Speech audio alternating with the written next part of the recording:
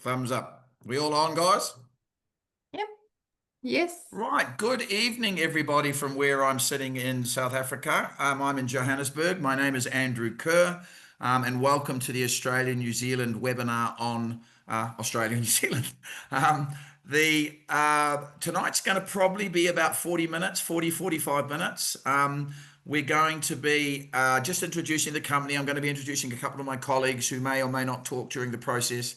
But just a little bit of history on myself. For those of you who don't know me, my name is Andrew Kerr. I'm a New Zealander. I lived in a, no hassles about rugby, please. No comments about rugby in the chat room. Yes, you are the best in the world at the moment. If you're in South Africa, of course. I fully admit that. You're the best. Simple as that. Anyway, so I'm a Kiwi, but I lived in Australia or New Zealand for about 20 years, and I moved to Australia for about 10 years. Loved Australia, really enjoyed it, and then came to South Africa on a business contract back in 1990, working for a publishing house. And after the contract was finished, I decided to stay in South Africa. So I joined Network Migration Services in 93. And in 1996, I had an opportunity to purchase the business. So I did. And I'm very proud to say that over the past 30 years, myself and my colleagues have been responsible for many, many thousands, well over 10,000 families out of Africa into Australia and New Zealand. I am a licensed advisor for both countries. Please, ladies and gentlemen, from the get-go, if you're going to use an agent, for either country, make sure they're licensed. If you are talking about New Zealand or representing New Zealand as an agent, you have to be licensed. It's law. Whether you're onshore or offshore, if you're representing Australia as a licensed agent, you don't have to be licensed if you don't have an office in Australia. And that's where it becomes a little bit careful. Be careful of using a non-licensed advisor.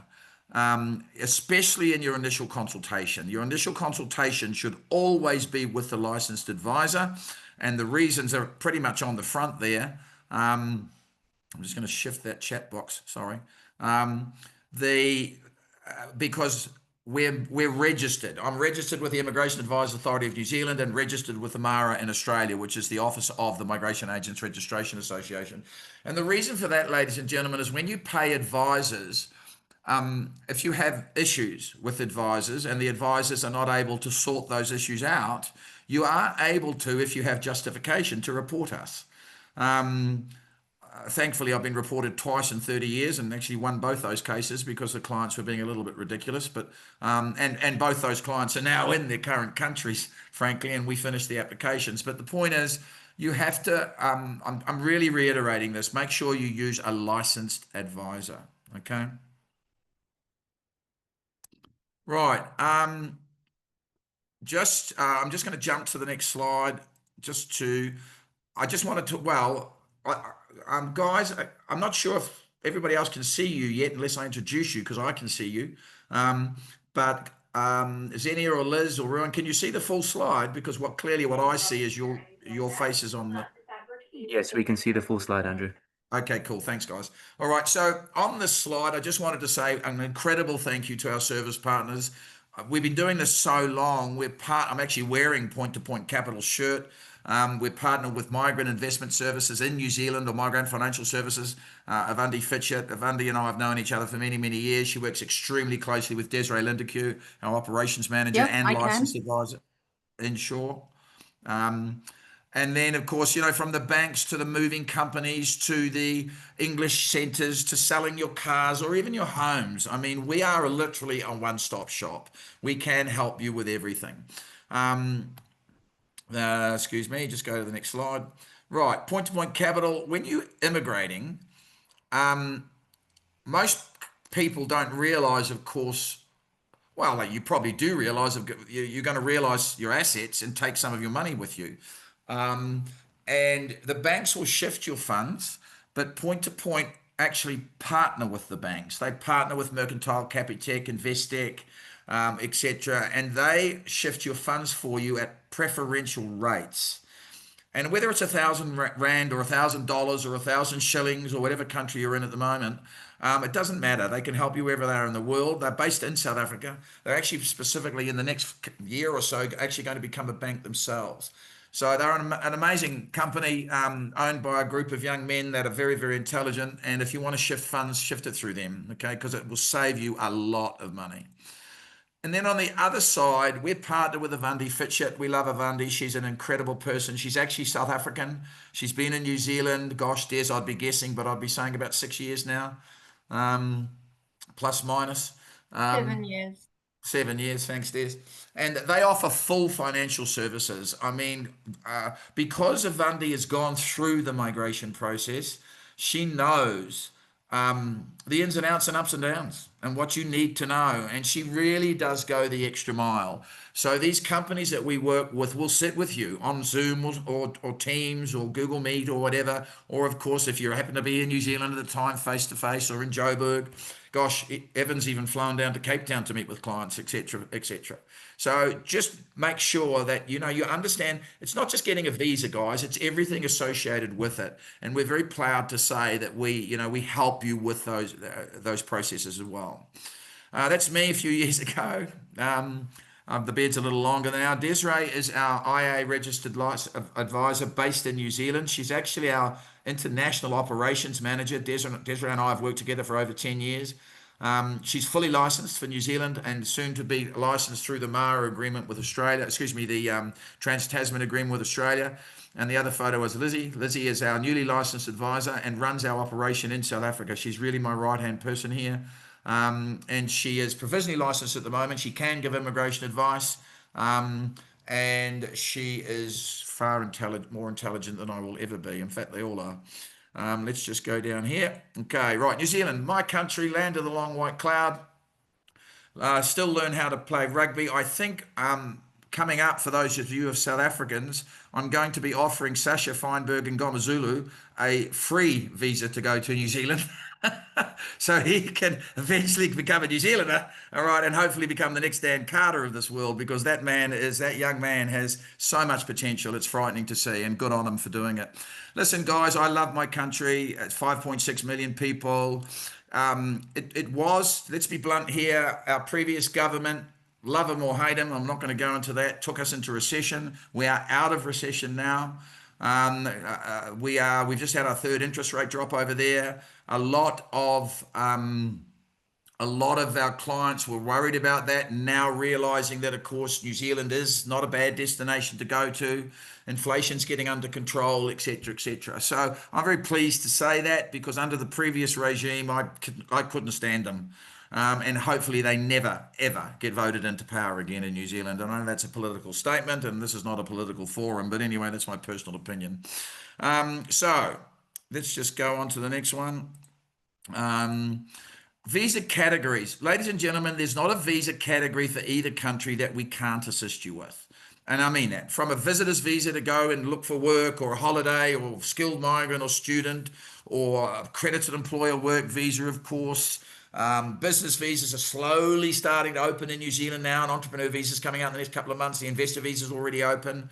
Permanent residency is required, because a lot of you will get in on a work visa which has a limitation of 5 years, and in that 5 years, of course, you'll need to do residency. So my office in this side of the world will get you over there, and of course the office on the Des and the team in that side of the world would, of course, eventually do residency if you want to engage us for residency. Listen, on that subject, I do see a few of you chatting questions into the chat room. Please feel free. I won't answer the questions because I can't actually see them.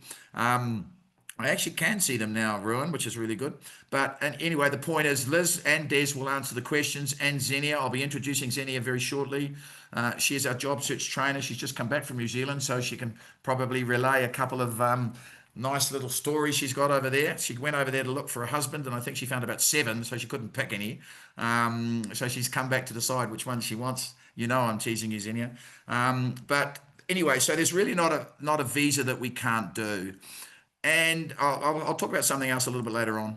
Right, job search training. This is actually where I'm going to introduce Xenia in a couple of minutes, but let me just explain something to you. New Zealand on a skilled migrant visa is all about the main applicant receiving a job offer. Yes, Joseph, they are. They're on green list. I'll shut up because I'm reading the questions. The point is, I get a tremendous amount of people expecting and really just not understanding but expecting that they'll just get a job once they start applying on Seek or Trade Me or Indeed or whatever. And they just don't understand that jobs are readily available in most industries. But let's be blunt here. Would you hire somebody you've never met face to face? And listen, it does happen, ladies and gentlemen. It does. I mean, I suppose if I took a block of 100 clients, I'd say that a maximum of 10, and I mean that, a maximum of 10 out of that 100 might be lucky enough to get a job offshore, whereas the other 90 are flying there. But we don't want you to fly there until you've done the groundwork, because the groundwork is essential.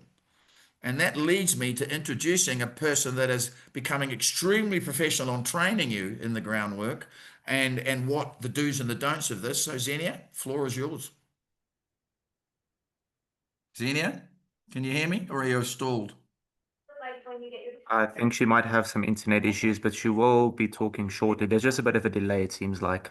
It does seem like with Xenia there's a little bit of a delay, but Yes. I'll just shut up for about 10 seconds and see if she, because her camera's actually paused as well, Ruan. Thanks, By the way, Andrew. Yeah, Hi, I see it. this is Ruan, everyone. the voice in the background. Ruan is our marketing manager. He's in control of all our marketing for all our countries that we do. And by the way, we're not just in South Africa.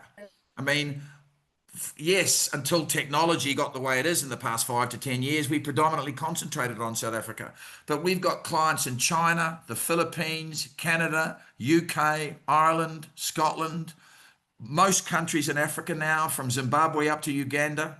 So really, it doesn't matter where you live in the world, ladies and gentlemen, as long as you have access to a computer or obviously a digital phone, and we're able to email you and contact you and speak with you.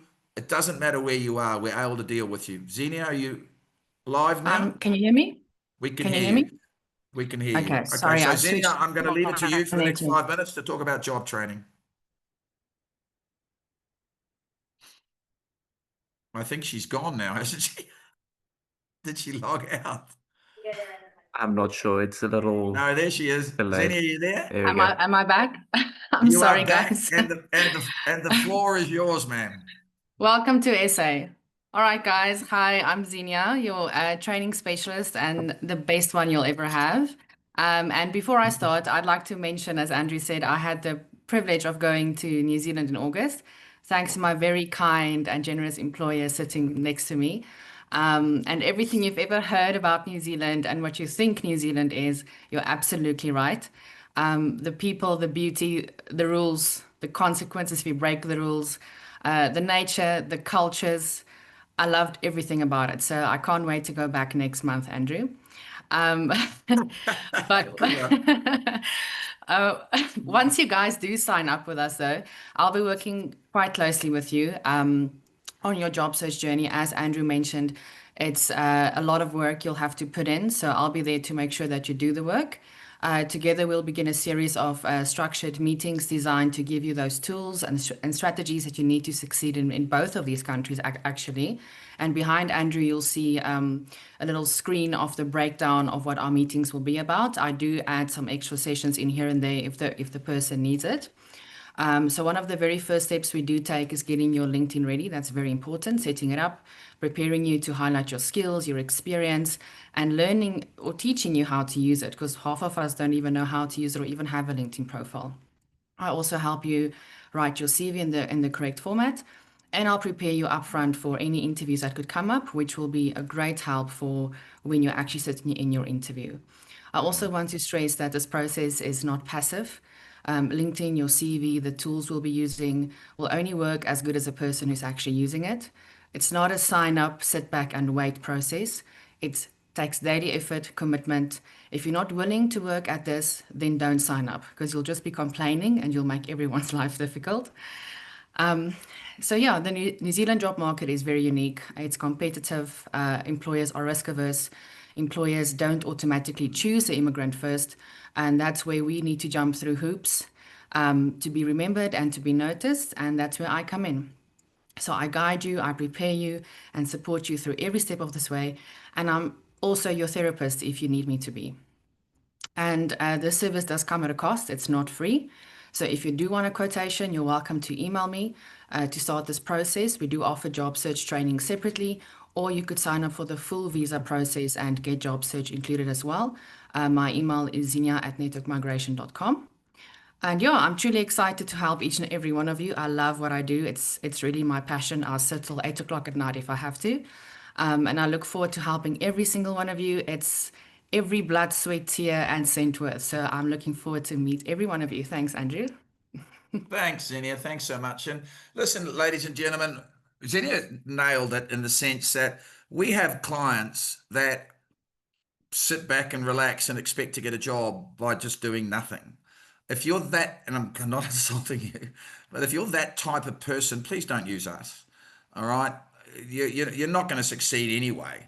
All right. You have to be involved in this. You have to. Guys, we've been doing this for 30 years. All right. We know what we do is, it's your life. We take that extremely seriously. But if you're not going to take it as seriously, then don't bother to use us. Okay. We're really good at what we do, but we need your involvement. So when Xenia said, if you're not prepared to do the job search training with us, she meant it. And if you're not prepared to do the job search training, how do you expect to get a job? Okay. So anyway, Thanks, thank you Andrew. so much, Xenia. Now, just to give you an idea, obviously there are certain occupations that it's a lot easier to get jobs without a face-to-face interview.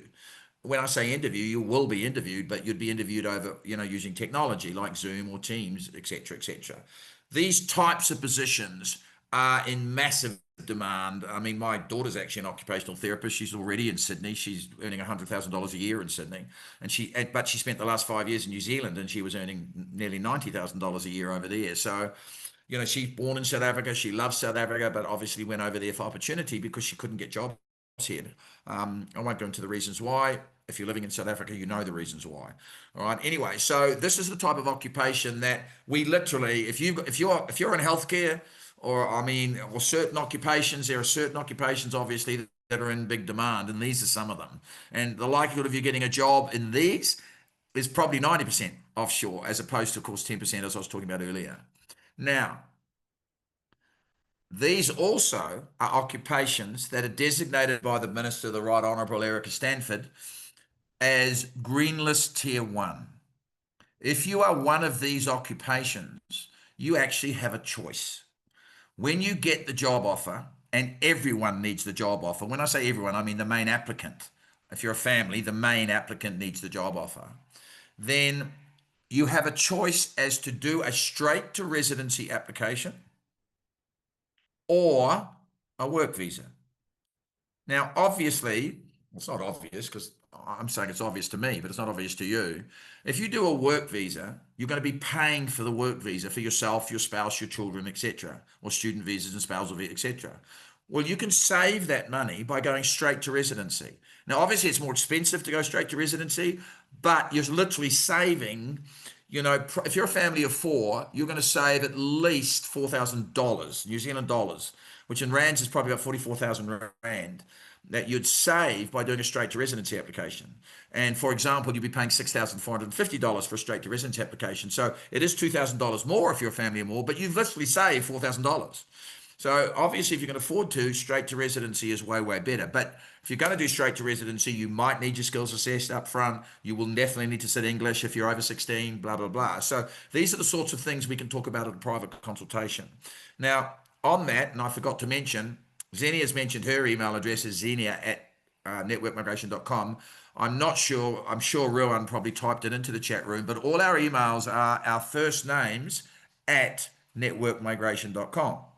So Andrew, Desiree, Liz, Xenia at networkmigration.com. So if you want to be assessed, the assessments are completely free.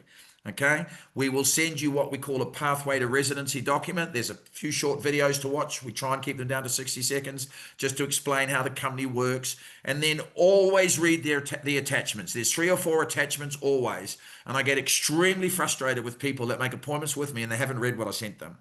Because they ask me, well, I'm just having a meeting with you I need to know how to get into Australia or New Zealand, please. I've just sent it to you. Read it. Okay. And the reason you need to read it is because it's really simple to understand. But if you don't understand it, you just make a note, and that's what we talk about in the private consultations. If you're in Johannesburg, we can do our consultations in Dainfern, where I live, Dainfern Golf Estate, which is very secure and very safe.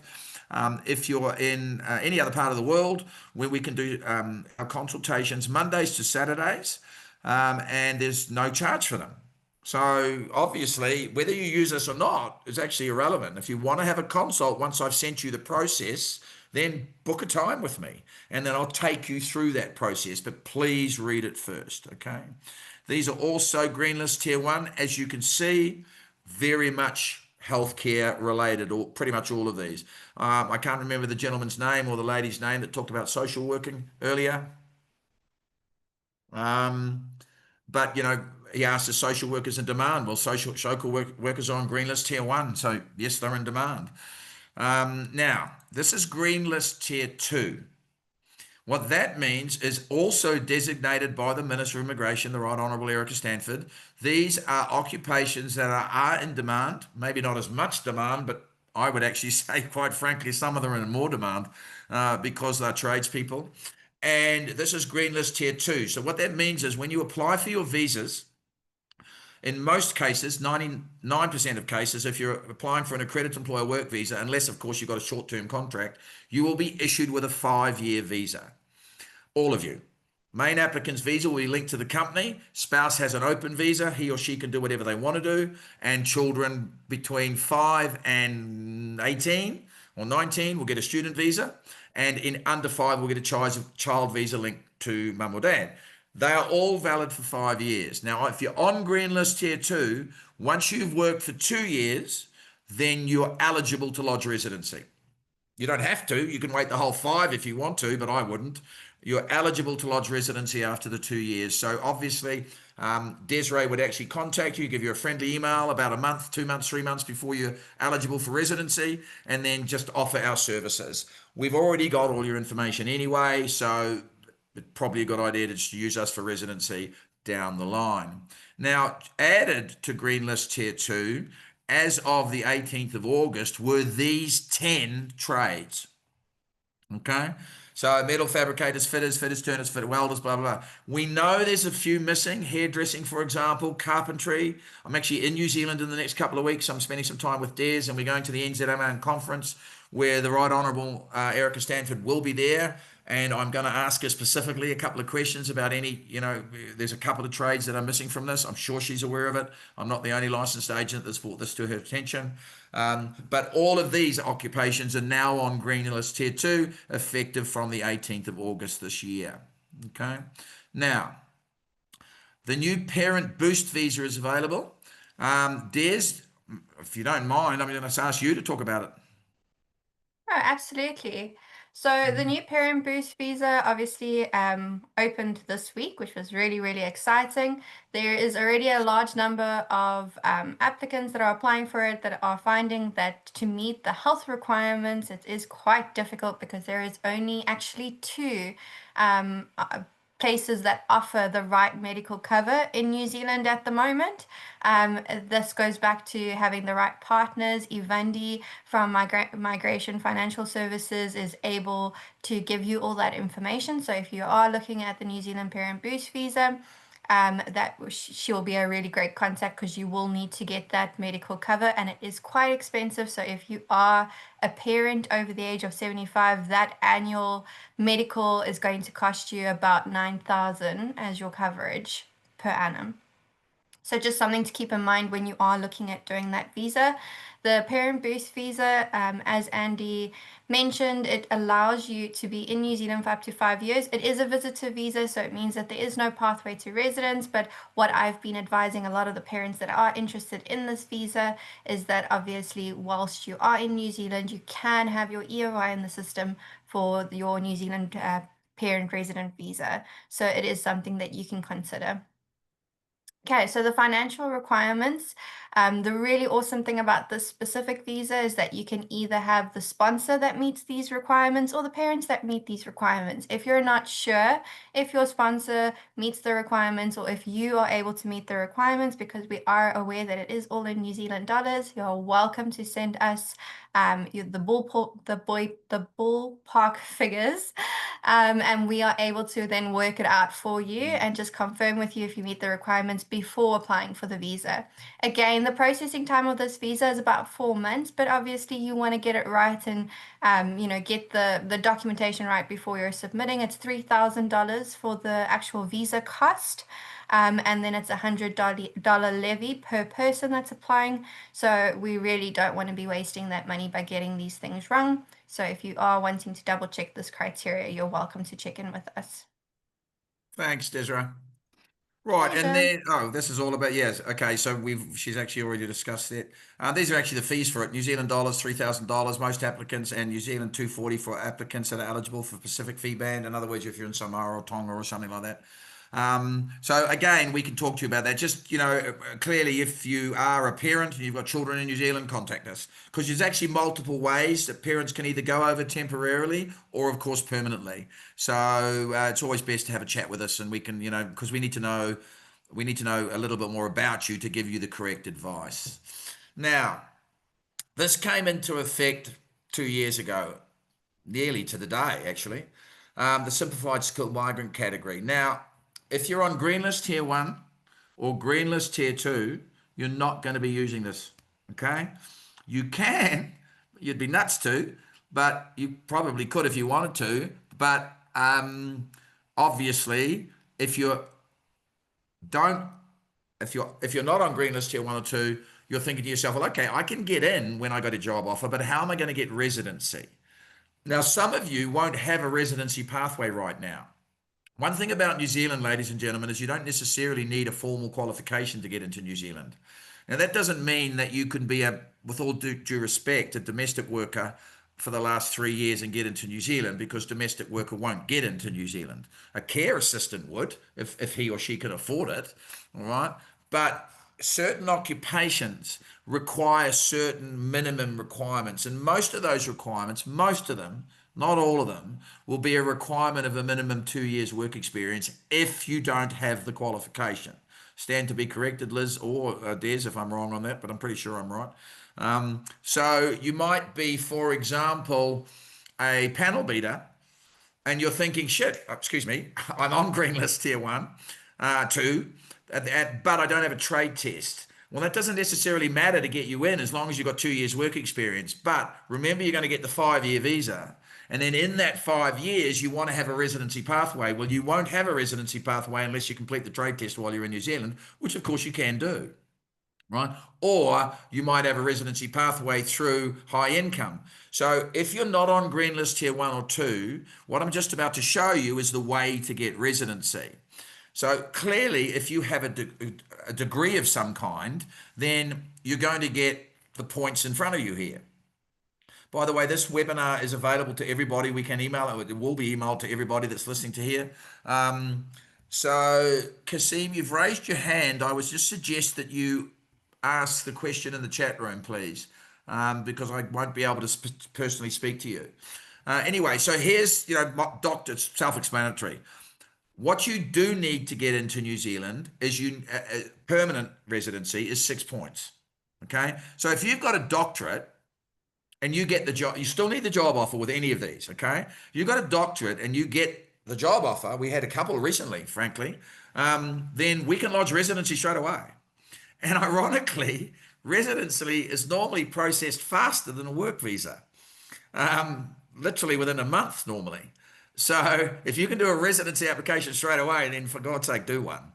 All right. Now, if you're on a master's degree, you get 5 points, bachelor's 4, honors, and then postgrad certificate level 7 at least is 3 points. So you might say, well, okay, I've got a BCom degree, I'm in marketing. All right, I've got 3 points. How do I get the rest of the points? Well, I'm just about to show you. All right. If you've worked in New Zealand for 36 months, you get 3 points. Remember, your visa is valid 5 years, so it's valid for 60 months. So I've got my BCom degree, I'm getting 3 points. Once I've worked in New Zealand for 3 years, I'm eligible to lodge residency. Or I've got an honours degree, which means I got 4 points. So I only have to work in New Zealand for 2 years. Or I've got a master's, which means I got 5 points. I only have to work in New Zealand for 1 year. Or you can get points by earning 1.5, 2, or 3 times a medium wage. which we will put in an email to you. It's in an email. Lizzie, what's the current median wage? Sorry. 33.56. 356. 33.56 per hour, and they base it on a 40-hour week, correct? Yes, that's right. So it is in the emails we send you. Thank you, ladies. So 33.56 an hour. So literally multiply that times 40 times 52, and you'll get your annual salary. That's gross. That's not net. Okay. So if you're earning this sort of money, then you might be earning like $126,000 or $120,000. Well, that's at least 1.5 times the minimum wage. Then you're clearly going to get 3 points. And then after working in New Zealand for 3 years, you'll get the other 3. You also get points for licensing, which is a bit weird because if you're a teacher or an electrician, you've got your pathways anyway. All right. But you might be paramedic, for example. We've just done one, funnily enough. But registration or licensing is 6, 5, 4, or 3 points. An immigration advisor is sitting on 6 points straight away, for example, which is ironical because normally they'd be New Zealanders if they were immigration advisors. But anyway, not all of us are New Zealanders, obviously. So that is New Zealand. I don't think I've missed anything, Des, have I? Sorry, can I just add to that? Obviously, there's been quite a few questions about the new SMC pathways that are being introduced next year in August. And one of the questions specifically was, well, what is the red list? What is this amber list? Unfortunately, New Zealand, while they do give us a bit of a heads up by saying that there is policy changes, they don't actually release that policy until a couple of months before the actual changes. So the moment we have those red and amber lists, which will let you know if you are excluded from that new pathway or if there are additional requirements for any of the occupations before they are eligible for that pathway, we will obviously publish that. If you don't already subscribe or have a network migration on any of our social media platforms, I suggest you do that so that you can be kept in the loop. Because it is probably something that Andrew will be doing a blog or some sort of Well, the moment we notification of. hear anything official, Yeah. Des will obviously do it. But what it always surprises us. We might and good on them for making the right announcements. But making an announcement, everybody wants to know what it is, and of course, it's not legislated yet. So we Yes. can't give you the facts. And we certainly do not want to speculate here, ladies and gentlemen, because this is your life we're talking about. So we're really pleased in it. We think it's extremely positive, but at the moment we can't give you the final facts on it. But we will certainly be sending all of that information to anybody on our database. We don't send out spam. We don't send out rubbish. So if you do get any emails from Network Migration, it's pertinent to your plans. So make sure you read them. And as I said, consultations are free, obviously. So if you want to have a consult on discuss these things, not that particular issue because we can't give you the facts, please just let me know. But that sort of summarizes New Zealand. So just, a quick one. New Zealand's based on a job offer. I tell listen, whether you're a teacher, an electrician, or a plumber, or a marketing manager, or a financial accountant, I will say the same thing to you. Are you prepared to travel to New Zealand to find work? And if the answer to that is no, then I would be extremely hesitant on starting this process if I was in your shoes. Yes, people are getting jobs offshore. Yeah, I mean, had a gentleman this morning. I did a consult with him on Saturday. He's already got a job. He's a tradesman, but he knew the guy that was going to hire him, right? For example, and this is why LinkedIn's so important. He'd been on LinkedIn for the last 6 months. They got to know each other really well, and he was originally going to Australia when he actually can't get into Australia. And I'm going to talk about Australia in a minute. So he's really happy to do New Zealand. He's already got a job offer, which means it reduces our fee straight away because we don't need to help him find a job. So these are all the things that we can talk about. You might want to say, well, listen, I don't need your full services, Andrew. I just want to get to New Zealand to look for work, please. We can charge you on that. We can charge you accordingly for a visitor's visa for job search purposes. So there's not a process for either country that we can't help you with. So let's jump to the next country, Aussie. I love Australia as well. I really hope we trounce them in Perth this weekend. We are playing them in rugby, but whatever score we get, I think we need about 100 to even have a chance, 100-0, of beating the Box. And if the Box, of course, beat Argentina and Twickenham, which they will do, then they will win the rugby championship, and good on them because they deserve it. But Aussie, I loved Australia. I really do. I enjoy it. It's the same as New Zealand, but bigger.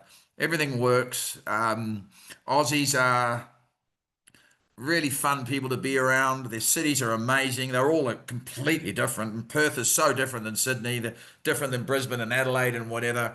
But one thing about Australia, since COVID, it's been a extremely difficult country to get into. All right. And one thing about New Zealand that we love is our relationship with, I mean, gosh, we could email Erica Stanford and she responds to us. If I emailed the Australian immigration minister, I can guarantee you there's no way that they'll get a response. We don't even get responses from the Department of Home Affairs in Australia. I was a member of MIA recently, the Migration Institute of Australia. I actually cancelled the membership. All right. And the reason I cancelled the membership is it's just no feedback. So if you think we're in a little bit of the dark with Australia, so is everybody else. So the point is, we don't know when the next selection is. Their last main selection, and I stand to be corrected, ladies, was November the 7th last year. That was the main selection. But since then, they have selected intermittently, all right, certain occupations. So it's a little bit of a thumbsuck as to, what will you get in, what points you need, etc. So let's just jump straight into it. Visa and points, we're going to do that now. Australia is beautiful. I mean, it's just a massive New Zealand, really. So I'm going to ask Des to talk about this, mainly because now we had a meeting this morning with a company that we're going to affiliate in Australia with, who are just fantastic. I ended the meeting because I had another meeting, and Desiree went on to talk to them with another hour, because we have the same synergy. And one thing that Wes, their manager or GM, said, and I actually stopped him when he said it, because it's our ethos. He said to me, or he said to the group, because all of us were in there, Xenia wasn't in there, but he said, Andrew, we're the sort of company, we really care about these people. We really want to make their journey as seamless as possible. And when he used the words care, I said to Des about 2 years ago, Des, why do you think people use us? She quite simply said, Andrew, because we care. And we do. We take this extremely seriously, ladies and gentlemen. This is your life phone. So this skills and demand, the reason we're excited about it is because the previous assessing authorities, or most of the assessing authorities, take forever to get your assessments done. And yet this company is really jacked. And I'm going to let Des just explain what the subclass 482 visa is and how it could work. Thank you, Des. Okay, so the skills and demand visa is a temporary work visa for Australia. It is really fantastic because, number one, it doesn't have an age threshold, so you don't have to be under the age of 45 because it is a temporary visa. And the second thing to note is that it does give you a 4-year visa, and it allows you on a pathway to residence if you are going to be under the age of 45 when you apply for residence, which is really fantastic. Most occupations, and I stress most, don't require a skills assessment with this visa, which means that as long as you have the work experience to back you up to show that you're skilled, you do meet the minimum requirements for this specific visa. The problem comes in is that trades specifically, most trades need to have a skills assessment, and as most of you will be aware, the skills assessment specifically for trades can take 5 to 8 months. So having an employer wait 5 to 8 months for you to complete a skills assessment has been quite taxing on this specific visa, and most employers don't want to wait that period. The company that Andrew has mentioned, they are able to get us skills assessments in 6 weeks. Which we feel is absolutely fantastic. It's going to cut down that wait period for you as the client. And another thing that they do, which I thought was absolutely fantastic, is instead of just giving you a checklist and leaving you to try and fumble through it and try and figure out what exactly is required, they physically work with you as the trade person to give you recommendations on what type of evidence you can give that is going to meet their requirements. They talk you through the technical interview. They give you examples of what's going to be asked in a practical interview. So we feel that using a company that is that invested in making sure that you get a positive skills assessment if you are spending that much money with them we feel that can only be beneficial to you. So that's going to be a really amazing venture to get into. So on the 482, please reach out to us if you have any questions, because we are able to tell you if you are eligible for not only the 482, but also if you're going to get that pathway to residence from it, and if you meet the criteria for that. Something I just want to point out that Andrew mentioned earlier is, yes, we might not know exactly when they're selecting, but for Australia specifically, I highly recommend that you reach out to us to have a pathway done before starting this process. There's so many people at the moment that have done the skills assessments themselves, and they're stuck at the EOI stage because they're simply not aware of the point requirement for their occupation, or they're not sure how to boost their points, and they're actually putting in EOIs that don't quite meet the requirements. So a lot of people are coming to us at that stage after, being in the pool for 2 years and not being selected, and it could have just been something that they said no to that could have been yes, or they just weren't claiming the correct points, and we can help you boost those points. So yes, please reach out to us if you are considering Australia. Yeah, absolutely. I mean, it's a tricky little scenario, Australia at the moment. So if you're going to Australia, frankly, you need an agent. But be careful. There's one or two out there that just want your money. And remember, they are. I'm not going to say the name, but they allow non-licensed agents to give immigration advice, and a non-licensed agent isn't trained. They're not registered. We have to register every year. It's expensive. To become licensed is 3 years. 3 years study. It's a degree. So just use a licensed agent. There's a company in Cape Town that just, let's not go there. Okay. Right. Australian tourist visas, obviously. I mean, tourist visas you can do directly. You can contact VFS if you need to, or the VAC centres. We'll do them for you if you want to. We'll charge you a nominal fee to do them. But, clearly we can do it, as I said earlier, for any country, any type of visa on the planet. Student visas, big. We're just about to partner with an educational company. That's going to happen in the next month. And so we didn't really concentrate on student visas for Aussie or New Zealand, or frankly anywhere in the world. And now we're going to. Within the next month, we'll be sending an email out to all our clients, because you might want to send your children overseas. You might not be immigrating, but you might want to send your children anywhere from Poland to I was going to say New York, but the way those people acted in New York at the golf over the weekend, I wouldn't be going to New York. I'm not sure if you've seen all that, what happened at that, but have a look at it at Bethpage, the Ryder Cup. It was the way the Americans crowd, or some of the American crowd, acted was just downright awful. But anyway, so student visas to any country in the world we can help you with. Now, let's just get down to the nitty gritty with Australia and talk about skills assessments. If you're going to Australia, you will require a skills assessment if you're going on a skilled migrant 189, 190 or 491 visa. Most of the time. Well, Desiree, that's all the time, isn't it? Yes, for 189, 190, 491, you require. Yeah, unlike a 482 where we'll get away with sometimes not needing one, on a 189, 190. In other words, a permanent visa, ladies and gentlemen, you're going to need a skills assessment. We are fully au fait with all the skills assessing authorities, and we do the skills assessments for you. It's part of our service. A lot of agents don't do that. They send you the link and they basically say to you, when you've got your skills assessment back, come to us. All right. We offer that service. So there's over 30 skills assessing authorities, and you will need them. Just for those tradesmen who are listening to me, I deal with a lot of people that have already spent their money with VetAssess trades, but they've done the VetAssess trades, which can cost anywhere from, $4,000 dollars to $6,000. So in rands, 40,000 to 65,000 rand. They then sit their English test and they fail it. Now, if you're going to go to Australia, you're going to need a minimum of competent English. So if I was going to Australia and I was your agent, I'd actually be making you sit the English test first, because you might not meet the requirement for Australia. And if you don't, then why would you then go and spend 40 or 50 or 60,000 rand on a skills assessment? I mean, by the way, not all skills assessments are that expensive. It's just trades are expensive. Most skills assessments are somewhere between 500 and 1,500 Australian dollars.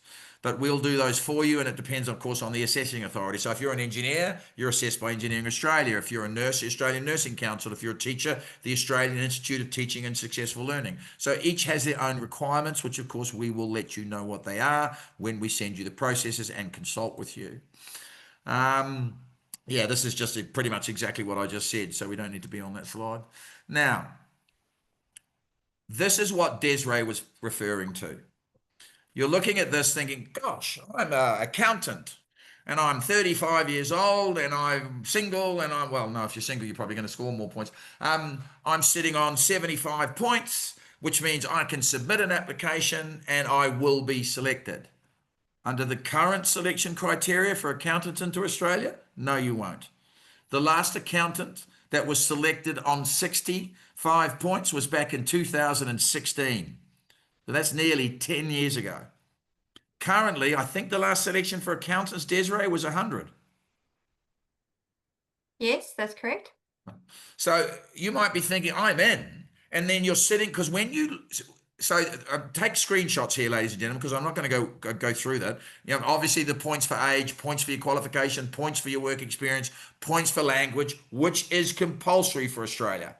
All right, you will need to sit English up front. You're sitting in London at the moment thinking, no, I don't. I've got a British passport. I'm exempt. You're quite right. You're exempt. But if you're exempt, you can't claim the points. And that means that you're going to miss 10 or 20 points here. So you might just need to sit the English test, even if you're exempt from it. If your spouse sits it, you get 5 points. If your spouse's occupation qualifications on the same skills list as you can claim another 5.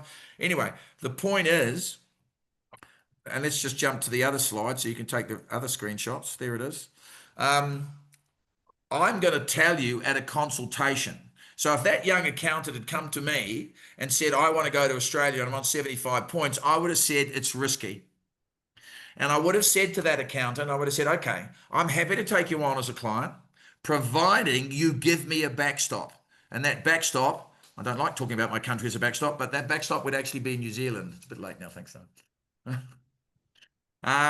So we've got a lot of our clients over the many years we've been doing this that have been sitting in the Australian pool for 2 years, because if you're not selected, once we put you in the pool or you put yourself in the pool, you'll stay in that pool for 2 years. So you've done your English test, you've done your skills assessments, you've done all the relevant requirements to load yourself into the pool. We would put you into the pool. You should put yourself into the pool if you're doing this. But you're sitting there thinking, why am I not being selected? All right, well, you're not being selected because the current criteria for your occupation is really high. I mean, all IT professionals are being selected on a 90 plus at the moment, or were being selected on 90 plus. Pretty much the only people that and Des, you can scream at me if you want to, but the only people that are being selected on 65 are tradespeople. You know, diesel mechanics, for example. You know, that type of stuff. So a lot of it will depend on your ANSCO code, which of course is your occupational code. ANSCO stands for the Australian New Zealand Standard Classification of your occupation. So just be careful with Aussie guys. Just, send us the information and we will be telling you up front. Yes, you got a good chance, 50-50 or 10% or whatever. But you might say, well, listen, I want to do the skills assessment anyway, and then I'll start looking for work. Well, that would work. That could work, because then you'd get in on a 482, etc., etc. So there are ways, but just be careful, okay? Especially if you're not using an agent. Well, but bottom line, if you're not using us, be careful, okay? Australian job search and training and CV writing is exactly the same. The advantage we've got with Australia is 90% of the time you've already got your visas. You've already got the right to work. So if you're lodging a 189, 190, 491, you've already got the visa. So that Xenia will still do the job training with you, etc. But that means that you're approaching companies with the visa already. So it makes a huge difference to the success of you obtaining a job. And in fact, being blunt, I've been doing this for 30 years. I don't think I can ever say that I've had a client that has an Australian visa land in Australia and fail to get work. Ever.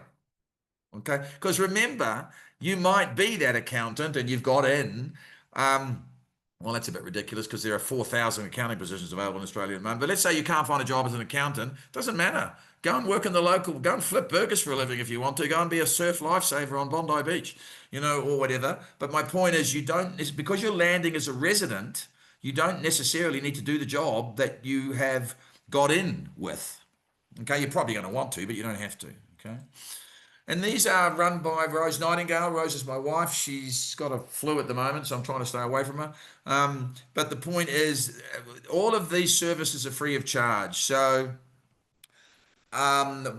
country information, bank accounts, forex, furniture, pets, cars, accommodation, whatever. You would just contact Rose at networkmigration.com and ask for those services. Now, clearly, with respect, those services are only available to our clients.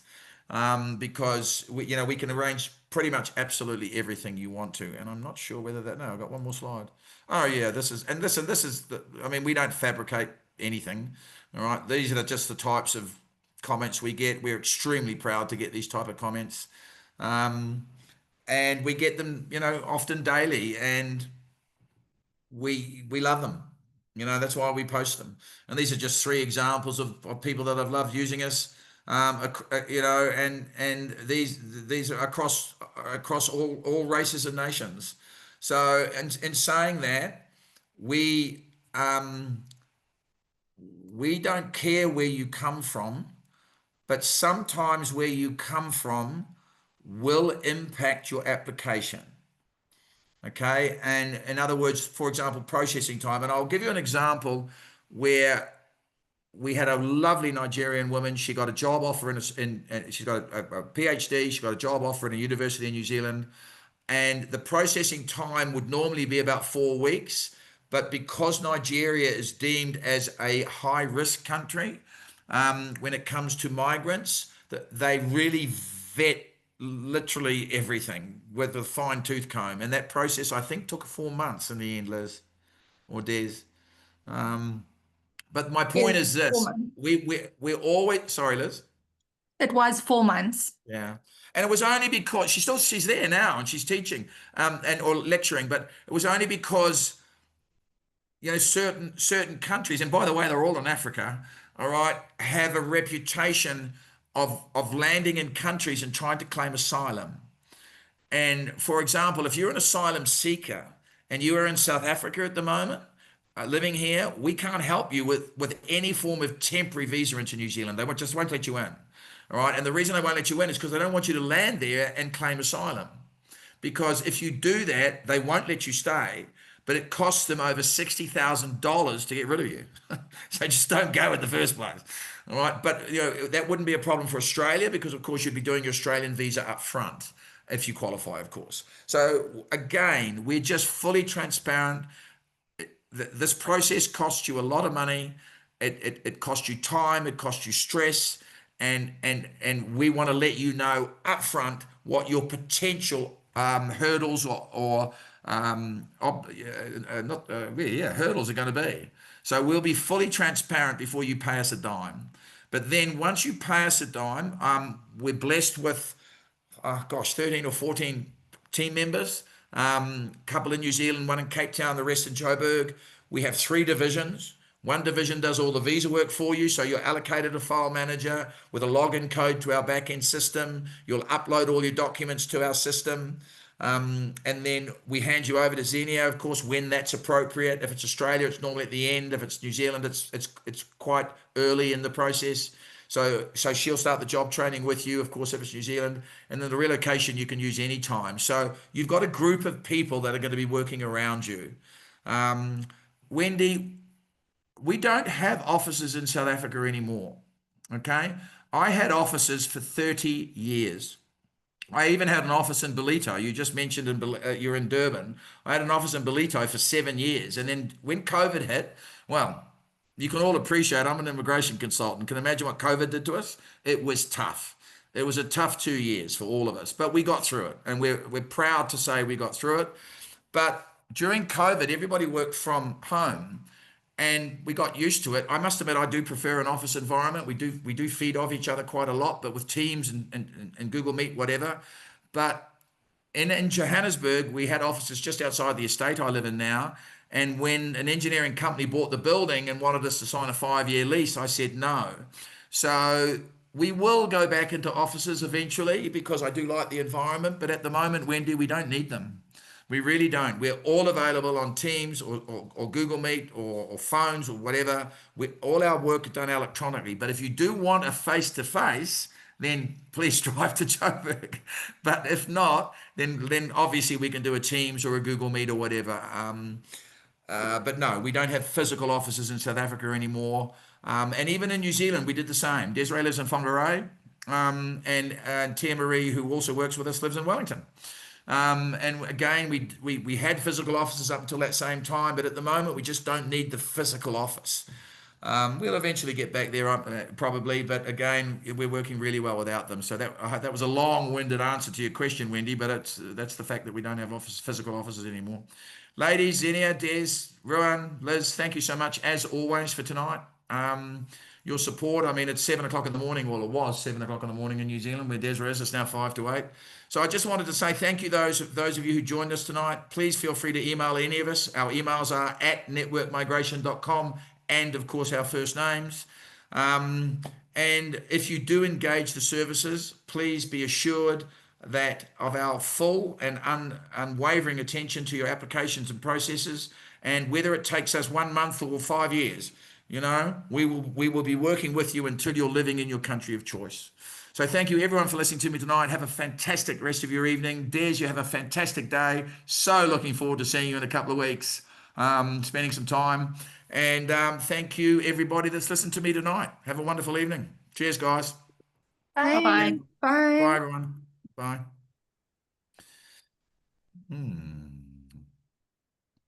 Now, Ruan, you just have to tell me how to shut the video. Oh, there it is. Cheers, everyone. Bye.